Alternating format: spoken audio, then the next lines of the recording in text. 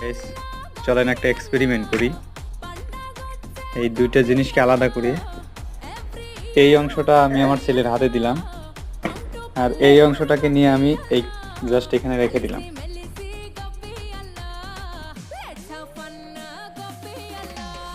দেখি কি করে সে। আচ্ছা, সে চেষ্টা করতেছে কিছু একটা নেওয়ার। আচ্ছা, ওইটা নিল, নেওয়ার পরে দেখি কি করে সে।